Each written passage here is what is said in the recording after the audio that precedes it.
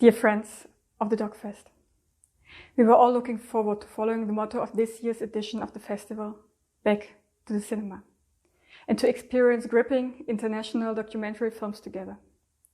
Unfortunately, the development of the pandemic and the measures that became necessary as a result have cancelled these plans.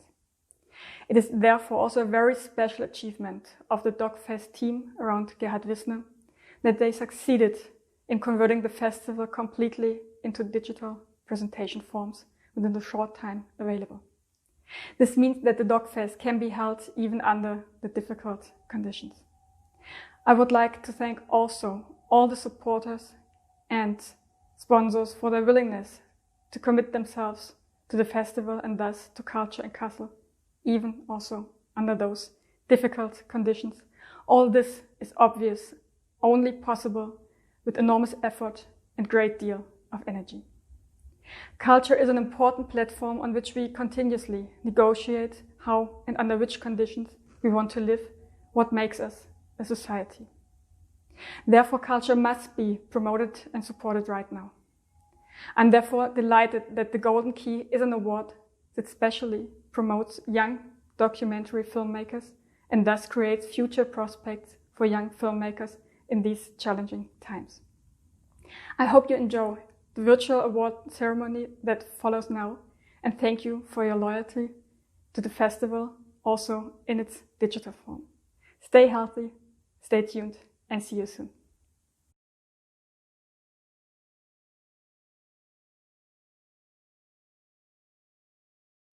Hello, everyone. It was a great joy and honor to be part of the Golden Key Award jury. And I would like to compliment the festival team for their courage to make Kasseler Dokfest happen, even during these crazy times, and also for their impressive film selection. Therefore, it was not easy, but it was a very intense and beautiful ride. So, Golden Key special mention goes to Zacharias Zitouni for first in, first out. A man works in an industrial kitchen next to the Hamburg airport. He's preparing onboard meals. For deportation flights, he has been instructed to put only plastic cutlery in with the meals. For the man, this is normal. I am glad, he says. Just so you know. Some 25 years ago, he wanted to buy sardines in a supermarket and was arrested and deported, flown out to Algeria. The airport is the same one. The son of the man wants to better understand the story. He looks at the family videos and turns the father's discarded video camera to the man himself.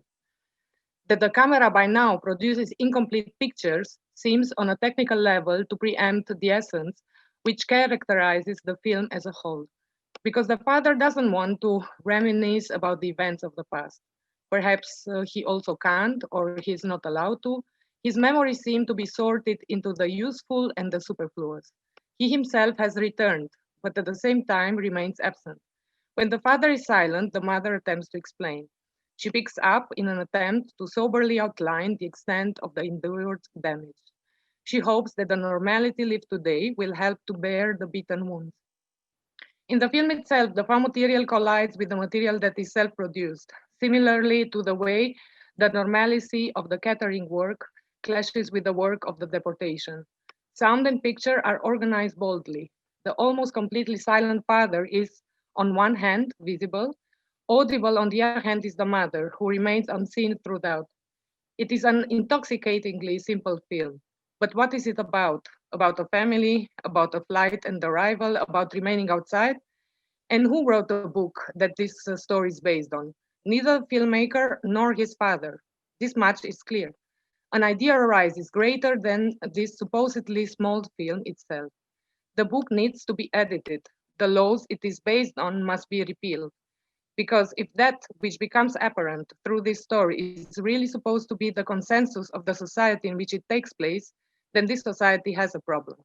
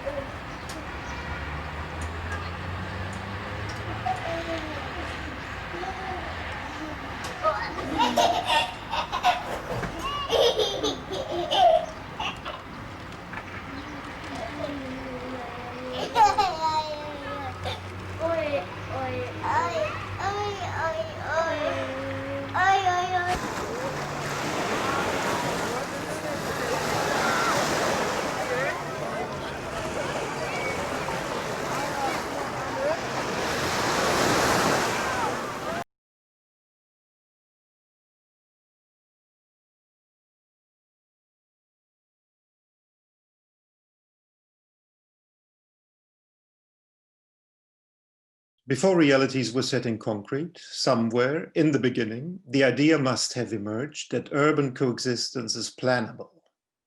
Prefixing the film, the archive material of a filmed architecture model exemplifies the unbridled fantasies of state steering, of cool control, and feigned, small-scale manageability.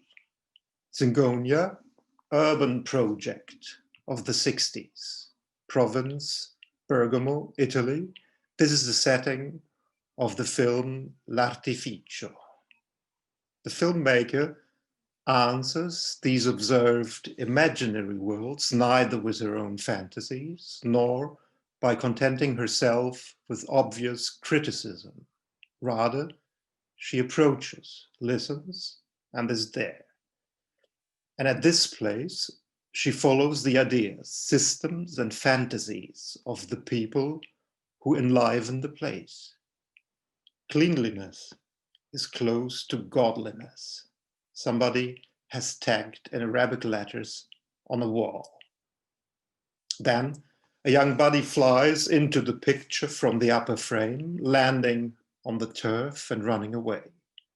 Here, at the latest, with this shot, it becomes clear that at this place, different ideas of cleanliness, of order, clash, and that at any time, the unforeseeable can occur.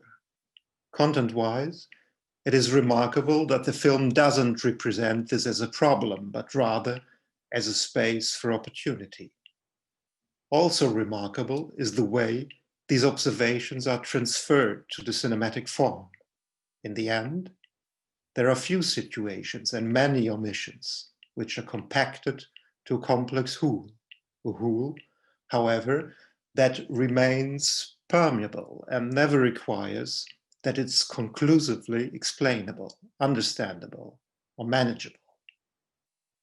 When at some point a portly older man slides in a stretched position on the floor of a public space, which is being swept by another person, and then yet another person walks across with a shopping trolley, we hear the voice of an older woman. She writes, "We shared the same environment. This landscape was at our disposal as a natural toy. We shared the same environment.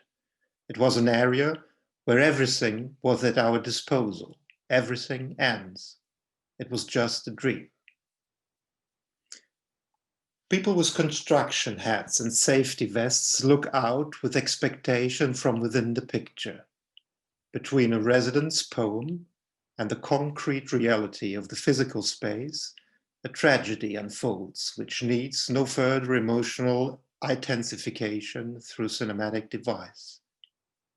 Political decision makers have assessed the idea of Zingonia as failed and confront the failure with demolition.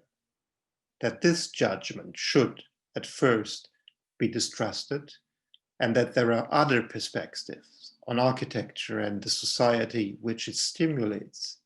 This is too impressively demonstrated by L'Artificio by Francesca Bertin. It is our pleasure to present her with the Golden Key 2020 in the category Short Film. Please have a look on your own.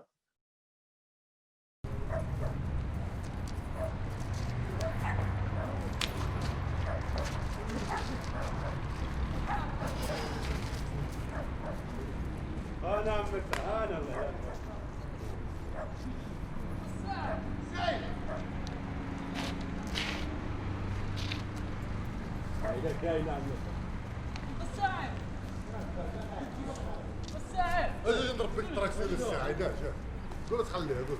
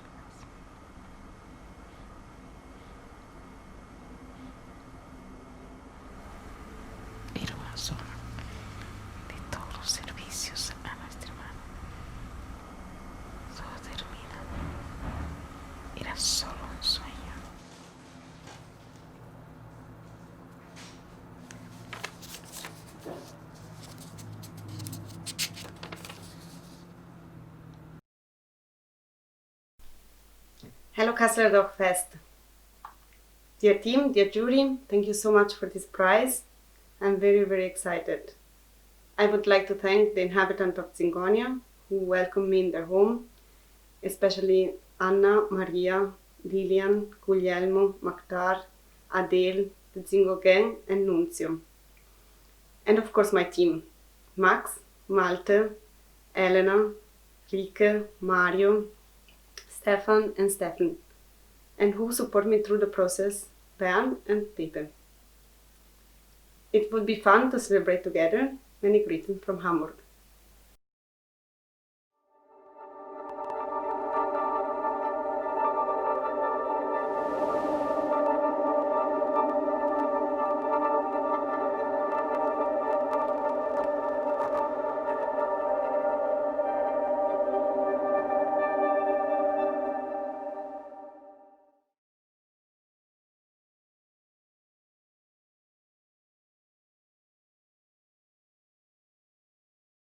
Bucharest in the here and now.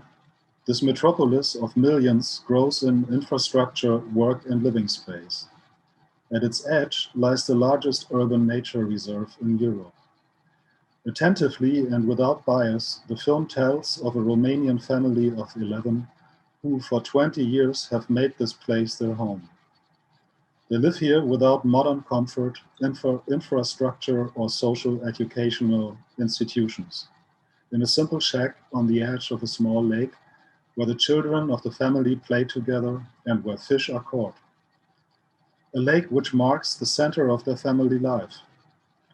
The family members' situation and their internal structure change dramatically when the commune declares the area an official conservation and recreation area and urban development begins.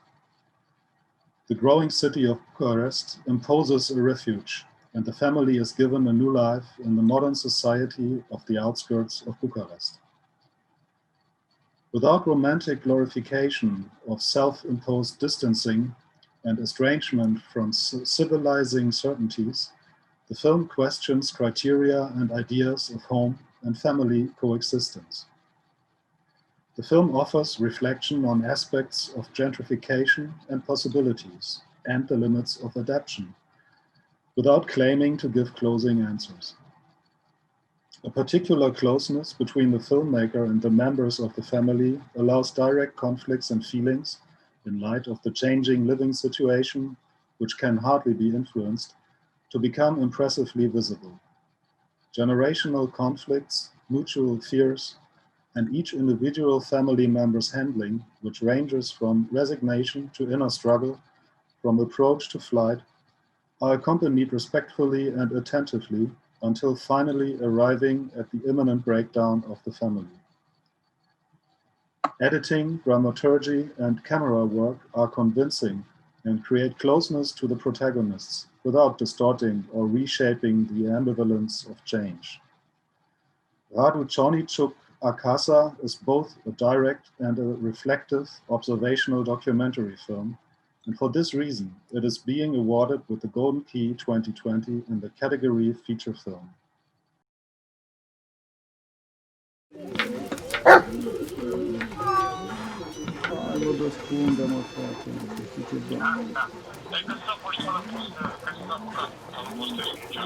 Păi, dar nu e asta, nu am căsuța vocală. Eu te-am sunat și nu pot să mă sun, dacă te sun eu. Aha. Păi, și ce vor să facă, mă, în definitiv? Ce vor să facă, mă, Cristi?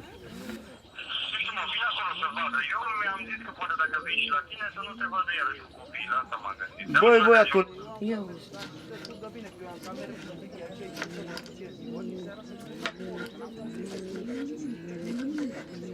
Mora tu mi filmare da acolo, mora bătu.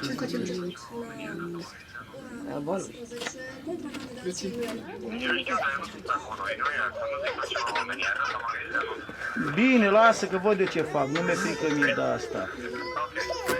Bine, frățiorul, te pup o zi bun să-ți crească familia ce-ți dorești tu. Să-ți ajute Dumnezeu. Odată am pus mâna pe rangă sau pe pot să te fărăscă Dumnezeu. I-ați mai dat cu ibric? Eu fac și nu moră fata mea dacă am văd. Cine am eu, femeie? Cu pumnul.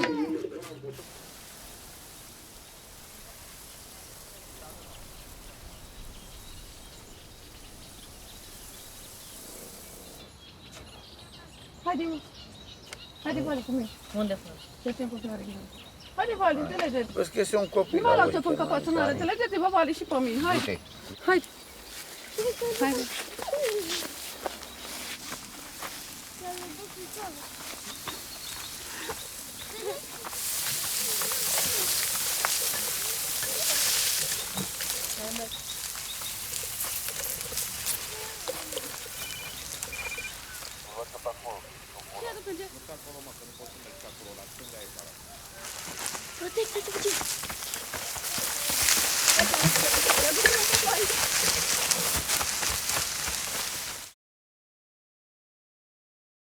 Hi, my name is Radu Ciorniciuc and I'm the director of Acasa, my home. I'm very proud and very pleased, to say the least, that our film got this amazing recognition.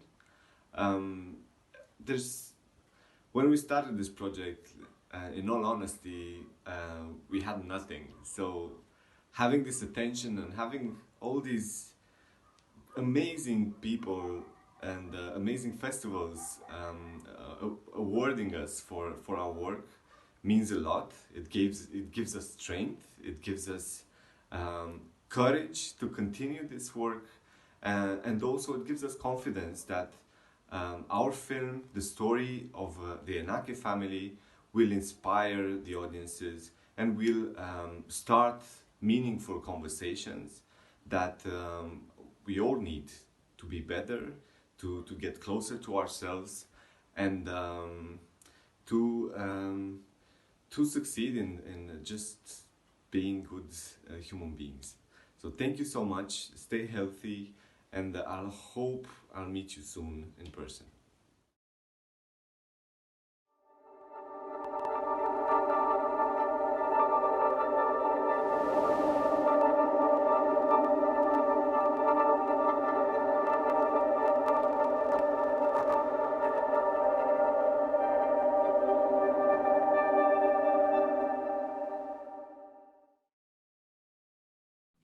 That's all from us, the Golden Key jury. Congratulations to all the winners, to all the participants, and good luck in your future projects. And let's hope for the best. See you next year on Kasseler Dokfest.